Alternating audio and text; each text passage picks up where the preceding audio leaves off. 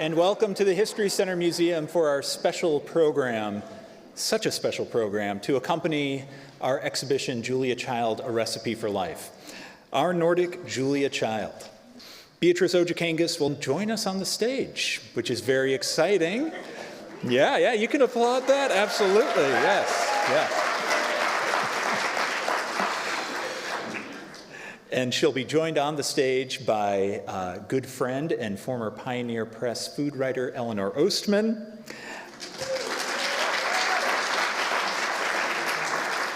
As well as the Honorary Consul to Finland, Elaine Kumpula. And our conversation will be moderated by none other than former MNHS employee and very beloved employee, Debbie Miller. Now, Beatrice Ojakangas, we could go on for hours. I'm going to keep it quite brief because we'll be able to share many stories in our moderated conversation. Now, Beatrice has spent most of their life immersed in the culinary community.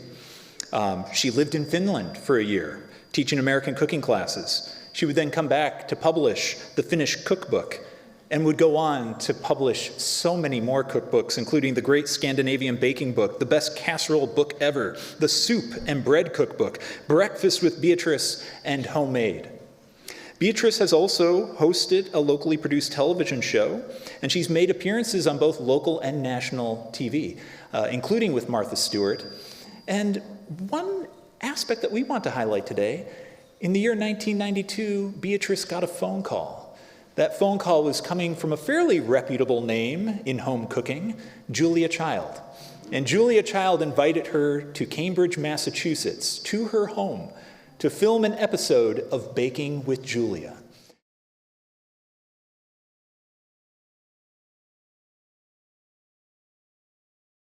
It is just amazing to see so many people here today. I can't wait to see you face to face because I think, well, from here, I don't recognize. Anyway, well, we just took, where do I start? We took the rooster off the center of the stage because that was inspired by my original Finnish cookbook, and which is, it's on the, and that was inspired, the design was inspired by, I believe it was Kaipiainen, who won the National Grand Prix for artwork in Finland, the year that, by 1952, that my husband and I spent a year in Finland. So that's where that design comes from. Anyway, where do we start? Well, I think I can start. I'm the moderator here, and I just wanted to tell my own very limited Beatrice Ojakangas story. My friend Ray, Amy, and I were working on this cookbook, Potluck Paradise, and we did it by looking through all the 1950s cookbooks in the Historical Society's collections for recipes that we thought people would like to try to make.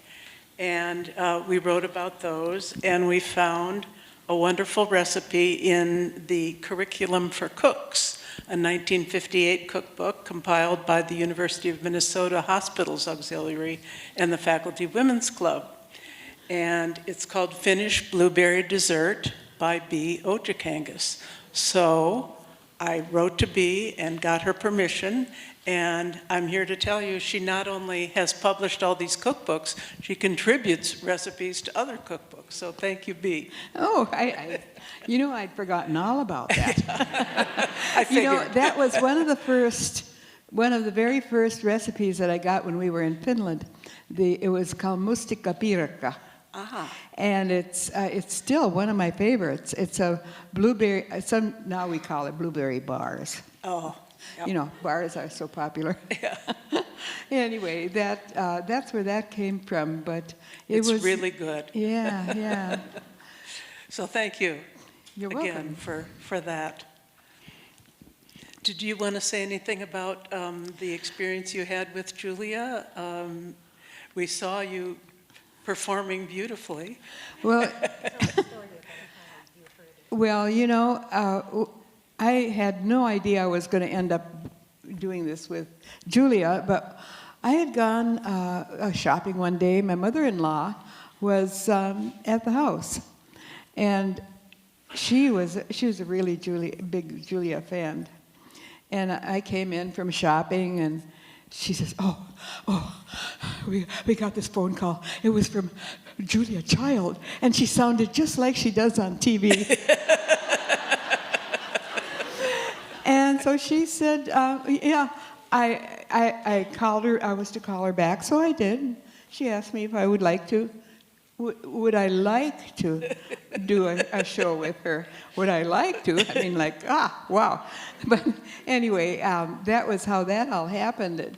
It was lovely. But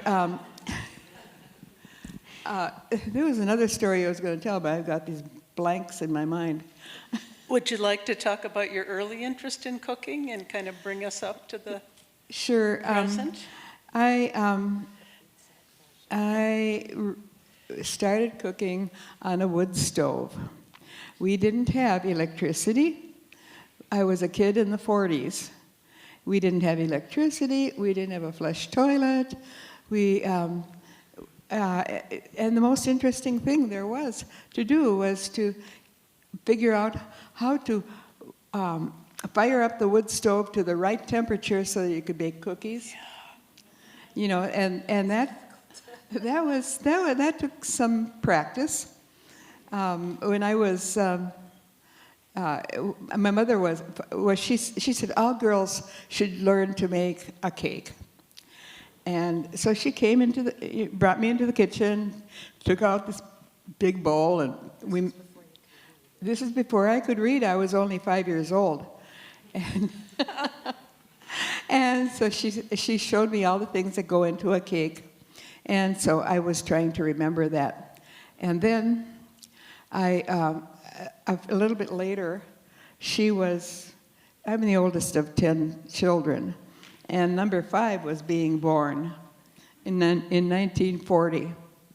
And it was January, and it was cold, and we fired up the wood stove, and I thought, she was in the bedroom having my little sister, and I was in the kitchen. I thought, I've got to bake her a cake. So, oh yeah, I had to keep the wood stove going. You put just so many pieces of wood into the side. There was a flap on the side. At age 5. And so I took out the bowl, and I put in the butter, and I got out the eggs and the flour and everything that would go into this cake. I was going to make this really nice cake for my mom. And I mixed it up, and I put it into a pan. It was beautiful. And I put it into the oven. Oh, she said, before you put it to bake, you should really taste the dough and see if it's a little bit flat. You know, it needs a pinch of salt. So I tasted the dough, and yeah, it was really flat.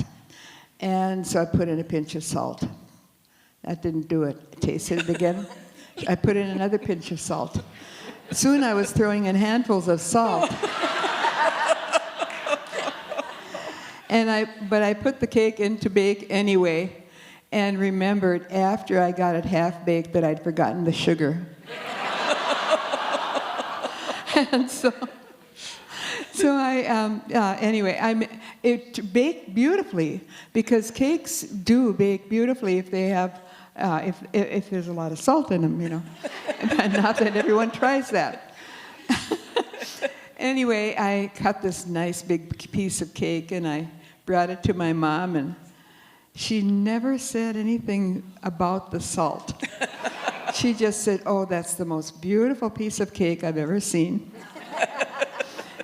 But anyway, that was how she kind of always, yeah.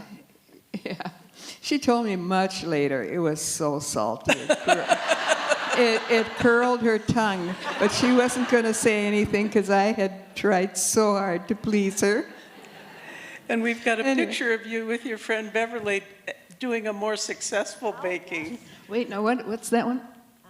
Oh, that one, I joined the 4-H because I knew that if I could win trips to the state fair, I could get out of the house for 5 days, every summer. And that is my friend Beverly Shin. She was 4-H kid with me, and we won trips to the state fair, and that's just a picture of us taking a piece of loaf of bread out of the oven, so. Much more successful. Yeah, but yeah, tell about your 4-H and what you ended up doing with it. 4-H? Oh, Yeah. well, everybody knows what 4-H is, don't you? You could join 4-H at the age of 10, and so I just picked out different food topics that were easy for me to understand and again get the ingredients for, and so I would work hard to do the 4-H demonstrations to win a trip to the state fair, and the first year I didn't. I wasn't sure what to do. It was a dairy foods demonstration, and I was going to make an egg salad sandwich and an eggnog. And I knew that I wanted to really cook the egg well so that it wouldn't be wet. And this was in the home economics department in Floodwood. And I cracked open this egg, and the yolk bounced out, and it rolled down the counter. And I ran after it, and it fell on the floor. And I picked it up, and I put it in the bowl, and went on from there. That taught a lesson right there. Whenever you're doing a demonstration, something goes wrong with one piece you have to have a backup. Yeah. Anyway, I didn't win a trip that year. Picky, picky, picky. Yeah. The following year, I did a cheese souffle. And I even demonstrated it to the Rotary Club in Duluth and got about lots of proposals. Anyway. And to the cows. The cows The cows. knew how to do a souffle. Oh, yeah. Well, this is Susanna, my daughter. She's heard all these stories. And when I was doing these 4-H demonstrations, I knew that each year I had to do it better and better each year just so I could win that trip to the state fair. And so I would demonstrate and talk and talk and talk. Even when I was milking cows, I was telling the cows how to make cheese souffle and how to make bread and all that sort of stuff. Anyhow. So, And then I just found out, I'm so sorry, but I just found out, even within the last year, that she won she won the Grand National Championship in 4-H.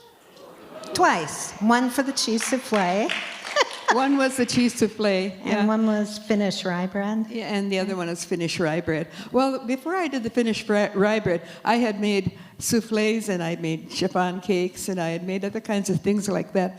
And I asked my dad, what should I demonstrate this year? And he says, why don't you do something that's real food? And I said, what's that? And he says, rye bread. So I did a demonstration on rye bread, and I taught the cows how to make rye bread too. So, anyway. We've also got a picture of you winning second prize in the Pillsbury Bake Off. Want to tell us about that? Oh, yeah. When right after we were married, Dick was in the Air Force, and we ended up in England. And I was making. Does anyone remember what Anadama bread is? It's the one that's got molasses in it to make it dark, because you couldn't get any dark flour in England. But anyway, long story short, the commander's wife one day they'd always have luncheons for the wives of the military people. And she pulled out a piece of paper and she says, "Well, gals, if you want to win a bunch of money, enter the Pillsbury Bake Off." And I thought, well. Then I kind of forgot about it, and we were taking trips to London to going to concerts and stuff like that, and it was coming back home after one of these concerts. It was dark, and in that part of England, they didn't have freeways yet, and all the roads were really, windy. And Dick says, "Peach, keep me awake. Talk about something. Just say something, just to keep me awake, so we could get home home without him falling asleep at the wheel." And so I said, "Well, okay. What should I enter the bake-off? Why don't you do that bread that you've been making?"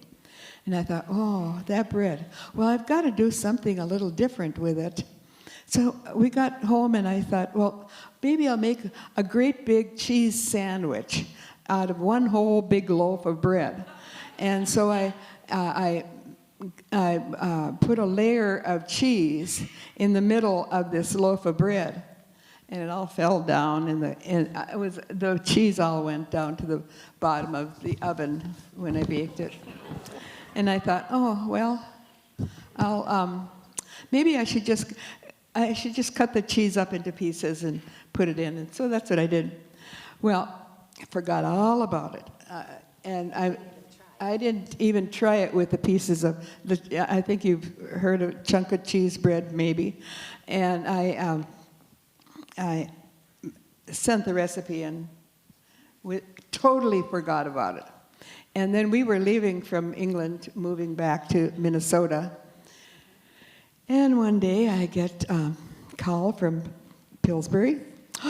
"Congratulations, you're one of the 100 finalists in the Pillsbury Bake Off." And I thought, oh my gosh, what did I send in?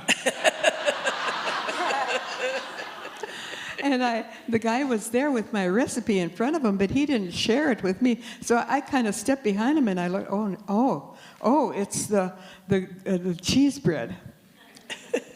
And so anyway, I practiced it, and I made the bread with the chunks of cheese and I ended up going to the bake-off. But I really, I didn't really want to go, because I asked them when the bake-off is, and they said, well, it's on October 15th. And I said, that's the date that the baby is due. And I got letters from all over, people saying, oh, you've got to go. It's such an opportunity. You have to go. And the bake-off was on October 1st. Well, actually, the baby was born on October 1st, and then I flew to Los Angeles, and Wow. in the old prop jets. It was a long trip. And I just didn't want to be there, but anyway, I went through and I made the bread and turned it in, and thought I could go home the next day, and they had the banquet where they announced the winners, and I won the second grand prize. Yeah. What's behind me? Looking pretty surprised. Oh, yeah. Someone said, it looks like I said, oh, I think I forgot that in the oven. Anyway, so I won $5,000, a second grand prize, which today would be about like $50,000, I think. Yeah, wow. And they asked me, well, what are you going to do with all that money? Well, I'll help my husband through college. Help him. People don't do that these days. But that's what I said. Okay. Okay. Anyway, good question. Good stories. Good stories. Life. Okay, I've got some questions for you and Elaine. Okay. Would you talk a little bit about Finnish cultural traditions in the state of Minnesota? Tell us a little bit about that. Well, when Dick had Fulbright to Finland, and what happens in Finland about, in the late late fall and into winter, it gets darker and darker and darker. And you think, oh my gosh, what am I going to do to stay alive? I feel like I'm just going to die. At 3 in the afternoon, it's pitch black outside. And so I thought, well, I could call the United States Information Center and ask them if there's something I can do to talk to Finnish people. I wanted to know more about the culture and the things that actually wanted to know what they ate, when they ate it, how they celebrated, what foods did you prepare for special occasions. And so they sent me, at that time, Finland, it's amazing. Finland had these little prop jets, and they sent me all over the country to demonstrate to women in what they called the Martha-liitto, the Martha League. It was kind of like our county women's groups, And so I'd go and they flew me all over the country, and I would ask them, what do they eat at certain times, and what's the important thing for, how does a day go, what do you eat different times of year? And so I was able to get original information about how people lived, and it was fun because I stayed in people's homes, and I was making notes of everything. Yeah. And then all those notes were what eventually became the Finnish cookbook. Yeah. But when she was demonstrating, she was that's why I say that demonstrating what? The first recipe I got was a mustikkapiirakka. That was... And what did you demonstrate when you were traveling around Finland, the two things? Popcorn. They were really impressed with it. And hamburgers. American food. Yeah. Perfect. So as I was thinking about this and, some of the cultural things that came actually from Finland back into Minnesota with the Finns that moved here, and thinking about the foods and the cookbook that you did and a lot of the root vegetables that people ate, lots of meat, lots of root vegetables, because that's really what was available, a lot of fish. And I think you've covered those so well, and it's so interesting to hear about the different foods that you learned about when you were in Finland. I think about marjapuro and some of those, the berry whips. But then there were other things, of course, that came too that are very cultural. And when I think about Christmas time, and realizing when I was growing up, and I came from a Finnish background, Christmas Eve was always the big event at Christmas time. It wasn't Christmas Day. And I didn't realize that Christmas Day was big for everybody else. But in our family, it was Christmas Eve. That's when everybody got together. And the other things that we're doing now in Minnesota, looking at the different Finnish-American activity groups that are here, we do a lot of things. And one thing I wanted to make sure that I mentioned today is that today, December 6th, is Finnish Independence Day. It's itsenäisyys. Yes. Yes, it is. It's a big deal. Here. Perfect day for us to be here. Yeah. Yes, and so we will be doing more celebrating. but yes, it's a great day, and yes, and I'm going to give it a go here. Hyvä itsenäisyyspäivä. I'm practicing my Finnish, and it's coming along. Other things, though, that we also do in Juhannus, in the midsummer. And this year, a group of Finnish-American organizations, including the Finnish-American Activities Group, along with some of the dance groups, we got together and did a Juhannus in St. Paul, and it was just a delightful program. Unfortunately, I missed it. I helped plan it, then I had to miss it because I was traveling. But that's one of the things that are done. There's also Vapu, which is May Day. And people wear, people here in the United States, if they went to school in Finland, they have their hats from graduation, and they wear those hats on those days. So there are a lot of different things that we've been doing in Minnesota that are very much related to Finland and the culture. I think I'd like to pass it back. Do you have anything else, Debbie, that you'd want to ask about? I am thinking that Eleanor Ostman has possibly some stories to share about Bea and about Julia Child. Well, first, I want to offer apologies for Soila Anderson, who was to be here today, but she came for Thanksgiving. She lives in the winter in Palm Springs. and her husband is a care home there. And she was planning to do Thanksgiving, come to this event, and then fly back. Well, her husband is not doing very well, so she left early. But she wanted me to tell you how impressed she is with Beatrice and her cookbooks. She's used many of her recipes, often in her catering company, Deco Catering, which was the best catering company in Minnesota. She also founded the Taste of Scandinavia bakeries. So she's been a real influence in food here. So she's sorry not to be here, but you know, Soila and Beatrice and I are known as the 3 Finn cooks. And we've done programs together. We have, Yes. and it's been a lot of fun. Yeah, Soila was born in Finland. She's authentic.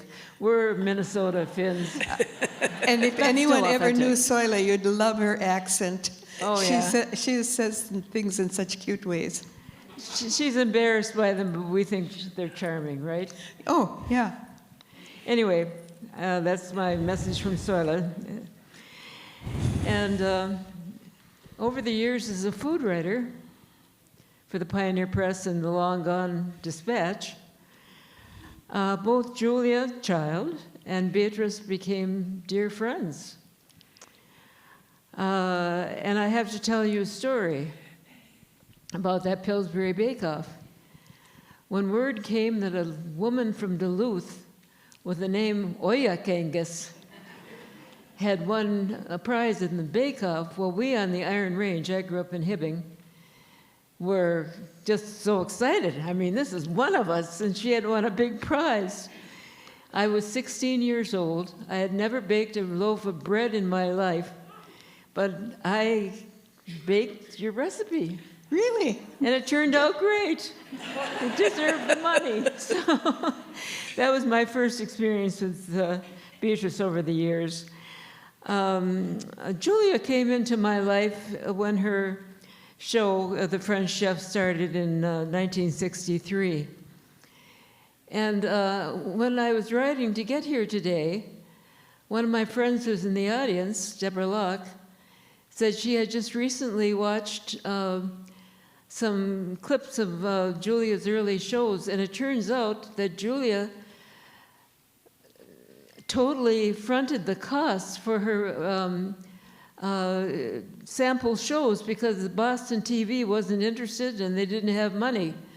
She paid for the crew, she built the set, which you've seen here, and so that's how she got to be the French chef. Well, I started watching it right away. I was just out of college at Macalester in 1963, and I had my first little apartment. And I had inherited a 12-inch television from my grandfather. It weighed about 40 pounds, but it had a very small screen. And I watched those early shows, and then I acquired a husband in 1965, and we watched those shows, and I never imagining that Julia and Beatrice would become friends of mine. I think I should say that I became a food writer in 1967. The previous food writer had gone to a food writers convention in Boston, and she met a man who was playing in one of those fife and drum corps. He worked for the telephone company, so they did the whole courtship over the phone. She got married, and she never really got the hang of being a food writer, really. And when she left, the newspaper wanted to hire a home economist who would know more about food. I am a journalist, by the way. And couldn't find anybody with writing skills. So one day the editor came into the women's department where I was working, writing features and all. And he looked at me and he said, "Can you boil water?" And I said, "Yes, I can." So that's how I became a food writer with no experience. It's a good degree. Great story. Got the job. Well, I think I first met you when one of your cookbooks had been published and you came to town. So I was a food writer. I interviewed you. I don't remember which book. She's written about 30, you know. So 31? Okay. and an autobiography, too. There we are, Which is homemade. See, I Absolutely. can't see what's behind me. Oh, Anyway, homemade. the first time I visited Beatrice in her home north of Duluth, I was so impressed. She had a walk-in refrigerator. Not a walk-in closet, a walk-in refrigerator. And this is a woman who was so devoted to cooking, and she needed it. But boy, I thought, this is a woman who knows food and knows boy, how do to... I miss that thing. We're living in an apartment now, and there's never enough room. No. Never. I have one of your recipes in my cookbook. Oh, it was on Sunday, the wild rice 3-grain bread. Oh, that's one of my favorites. Yeah. And as you said, she's very generous with her recipes, so... Indeed, yes, she indeed. is.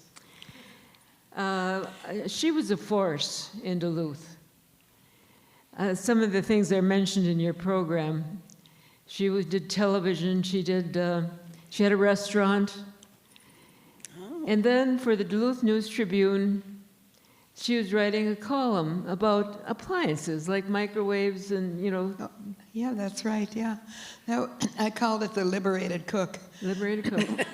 That was when food processors and microwaves came out together. Yeah.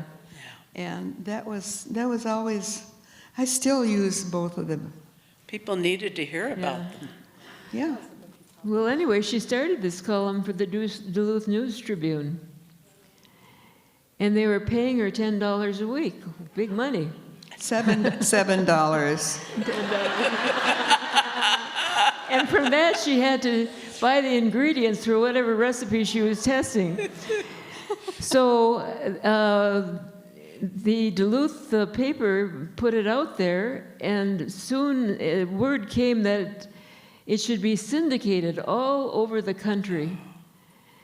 And so she asked if they would maybe pay her more than $10. It was going to be appearing in newspapers everywhere, and they refused. So she Oh, said, yeah, no, it didn't work. yeah. Yeah. So, Good idea, though. Yeah, it is At a least great you column. asked. yeah. Never get anywhere if you don't ask. I think maybe it's time to move on to questions from the audience. I If, think maybe. Well, I That have sounds some, good. I Oh, you got continue something for a else? while? sorry. Can I continue for a little while? yes. I got to talk about Julia. Oh, yes, please. I must say, Beatrice and I have traveled the world together. I organize food trips for food writers, and we've been on many, many. One of the first ones was on the Royal Viking cruise ship, and they heard she was a cook, so they had her do demonstrations, and she brought her white chef's jacket. She looked very, very, very professional. And then they found out her husband, Richard, who's a prince of a guy, was a geologist, so they had him lecture about the geology of all the places we were going to, so they were a team. Yeah, really. Our last trip together was just a couple of years ago, And it was on a new Norwegian cruise ship. Norwegian stars. Yes, and we got to meet her daughter, Catherine, who was the baby who was born when she won the bake-off. And I remember her telling me the story that she was nursing this child, and she had to leave and be gone for a while. And you know what happens to women who are nursing when they can't nurse. It's a big problem. So she couldn't wait to get home after that bake-off win, but it was a That's right. wonderful experience for her. I think the first time I met Julia was probably at a food writers conference. And she was already famous. Everybody knew who she was, but she was such a kind person. She was the kind of person that you could just go up to and ask a question and just be okay with it. I'll tell a little story about that. My sister, I have a sister, a sister who was in real estate, and she knew a lot of people in Duluth. And this one person knew that she was my sister, but they had gone to on a trip to France and came back with truffles. And they didn't have the nerve to call and ask me, which is crazy, what to do with the truffles. Not chocolate truffles, the kind that are The real kind that are, you know. And so they called Lil and said, what do we do with these truffles? And so Lil called me and said, I don't really know, because I've never had truffles like that. And so I thought, well, I'll just call Julia. And she said, oh, that's such a lovely, lovely thing. What you do is you just put them into olive oil, and then you have this lovely truffle oil that you can use for many things. So I was able to pass it on that way, which struck me kind of funny. They weren't chocolate truffles, though. No, they weren't chocolate truffles. They were real truffles. I'm getting the word that we should probably give the audience a chance. So are there questions? Kristen's going to come see you and hold the microphone so you can ask your question and everyone can hear it. Before we go on to our audience Q&A, I'm going to invite Therese Timonek to the stage, who has a special announcement. I have the honor of being a friend and a neighbor of Bea's, and so I get to see her almost every morning for coffee, and you would never meet a kinder, more humble person. But here, today, I'm here as the president of the Duluth City Council, and I'm here representing Mayor Roger Reinert. So we're going to have Bea come over. Bea, we have a proclamation from the mayor of Duluth, and I will read it. Whereas Beatrice Ojakangas is a proud alumna of the University of Minnesota Duluth and has dedicated her career to preserving and celebrating Nordic and Scandinavian culinary traditions. And whereas while working in Duluth for entrepreneur Gino Paolucci, she invented the now iconic pizza roll, a product,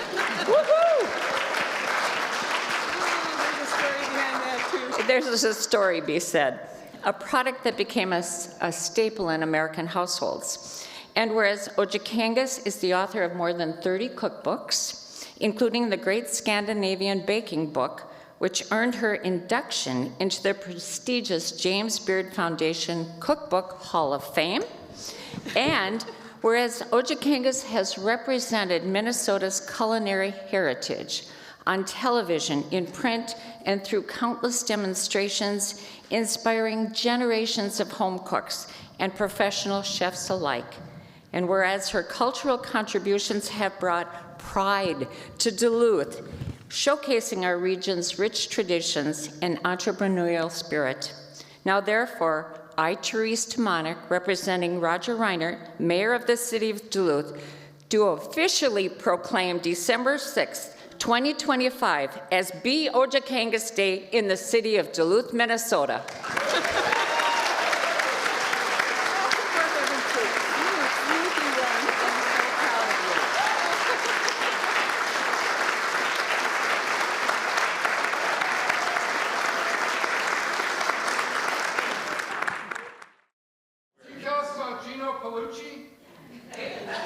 Could you tell us about Gino?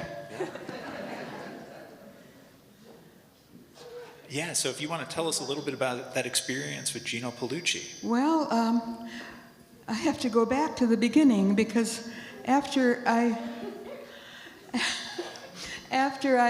we left California, I had been a food editor at Sunset Magazine. And I thought, oh, there's nothing that would be that much fun as being the food editor of a magazine. And they said, well, why don't you contact somebody by the name of Paolucci or Paoluccini or whatever it was, you know, because he had Chungking. And so I did. And I applied there for a job in the food development department of the company. And I had no idea what they had in mind, but on the very first day of my job, I went in and they were having a cutting. And I didn't know what a cutting was. I thought maybe they all got together and cut up celery, because so I went in there and into this room where the cutting was, and people started bringing in frozen foods that they had reconstituted. And they were, at that point, Gino was planning on starting another restaurant called Chop Chop House, and he wanted to get ideas for the menu. And I was kind of just watching it all, but they were all men. They were all guys who were doing all of this. I mean, there weren't any women around, so I was alone. And Gino came in and started tasting these foods. And the more he tasted, the madder he got. And he was throwing chicken against the wall. And he just thought he was awful. And I thought, uh-oh, I've got to slide. I've got to get out of here. You know, because he'll be embarrassed because I was the only woman in the place. He came and he grabbed me by the arm and he said, "You're going to get a bath in this along with everyone else." And, oh, yeah, okay. And but I, ended up, that was the first day of work. So then finally I just decided, no, I could do the work at home in my own kitchen. It was much more easy to work in than what he had down in the place. And so I would get assignments and I'd try things out and send it off to them. Well, this one time they called, and he was planning on selling Chungking to R.J. Reynolds, but he wanted to hold back the technology for making egg rolls. And so he asked me to do as many fillings as I can think of for egg rolls. And so I was going through. I mean, I did all kinds of things like Reuben fillings, and all the hamburger things that sounded good, and then I had peanut butter and jelly even in one of them, because I knew he liked peanut butter and jelly sandwiches, and so